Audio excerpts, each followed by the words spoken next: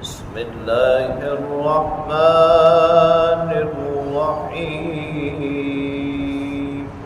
وإذا قضيتم مناسككم فاذكروا الله كذكركم آباءكم أو أشد ذكرا ومن الناس من يقول ربنا آتنا في الدنيا وما له في الآخرة من خلاق ومنهم من يقول ربنا آتنا في الدنيا حسنة وفي الآخرة حسنة وقنا عذاب النار أولئك لهم نصيب مما كسبوا والله سريع الحساب صدق الله وصدق رسوله النبي الكريم۔ سورہ بقرہ کی آیت نمبر 200 سے 202 تک کی تلاوت آپ نے سماعت کی۔ ترجمہ سماعت فرمائیں۔ فَإِذَا قَضَيْتُم مَّنَاسِكَكُمْ، جب تم اعمال حج ادا کر چکو، فاذکروا اللہ، اللہ تعالیٰ کو یاد کرو، کذکرکم آباءکم، جیسے تم اپنے آباء و اجداد کو یاد کرتے تھے، او اشد ذکرا، یا اس سے بھی زیادہ یاد کرنا۔ وَمِنَ النَّاسِ مَن يَقُولُ، لوگوں میں کچھ تو وہ ہیں جو کہتے ہیں ربنا آتنا فی الدنیا، اے ہمارے رب ہمیں دنیا میں ہی عطا کر دے، وما لہ فی الآخرۃ من خلاق، آخرت میں ان کا کوئی حصہ نہیں ہوتا۔ ومنہم من یقول، اور لوگوں میں سے کچھ وہ ہیں جو کہتے ہیں ربنا آتنا فی الدنیا حسنہ، اے ہمارے رب ہمیں دنیا میں بھی بھلائی عطا فرما، وفی الآخرۃ حسنہ، آخرت میں بھی بھلائی عطا فرما، وقنا عذاب النار، اور ہمیں آگ کے عذاب سے بچا لے۔ اولئک لہم نصیب مما کسبوا، یہی وہ لوگ ہیں جن کے لیے ان کے اعمال کا اجر ہے۔ واللہ سریع الحساب، اللہ رب العالمین جلد حساب کرنے والے۔ زمانہ جاہلیت میں مکہ مکرمہ کے لوگ جب اعمال حج سے فارغ ہو جاتے تو 10 ذی الحجہ کو مینا میں اپنے آباء و اجداد کا ذکر کرتے۔ نسلی تفاخر اس زمانے میں بڑے عروج پر تھا، ہر شخص اپنے آباء و اجداد کا بڑے فخر کے ساتھ اور شد و مد کے ساتھ ذکر کرتا۔ اللہ رب العالمین نے کلام پاک میں یہ حکم فرمایا کہ اب وہ زمانہ جاہلیت والا حج نہیں ہے، لہٰذا جب تم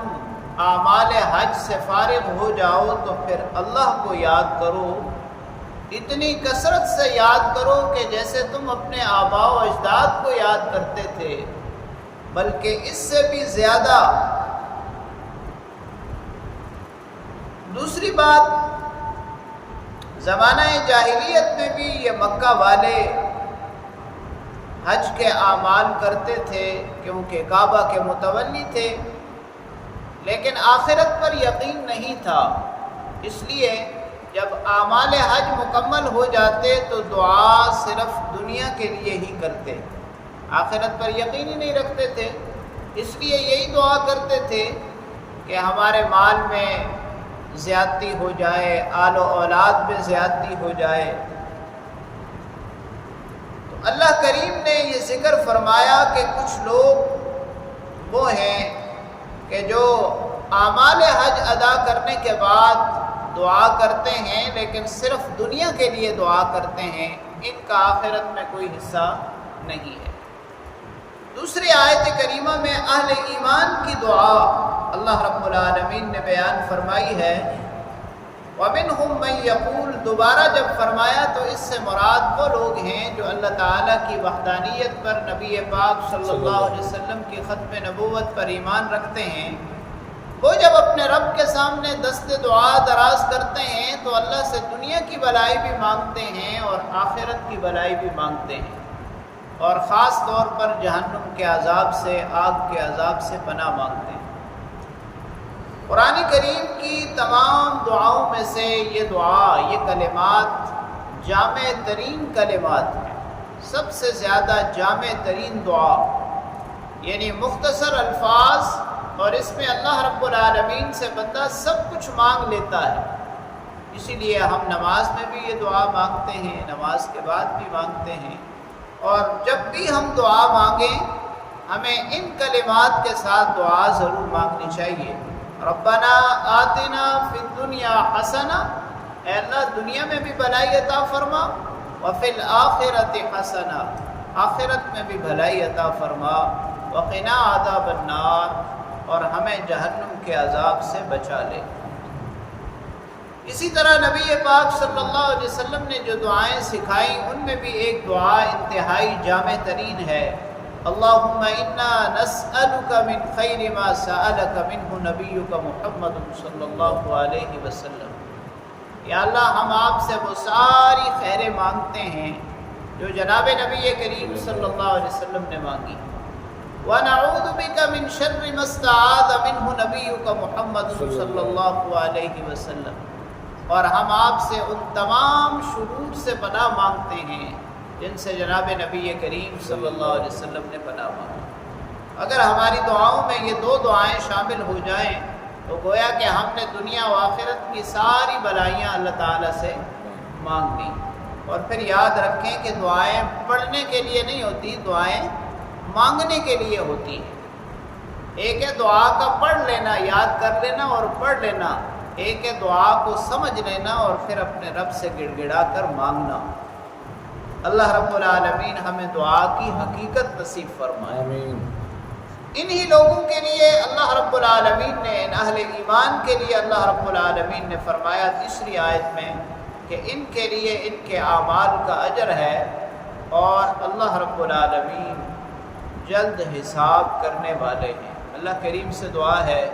اللہ تعالیٰ کلام پاک کو پڑھنے، سمجھنے اور اس پر عمل کرنے کی توفیق نصیب۔ آمین۔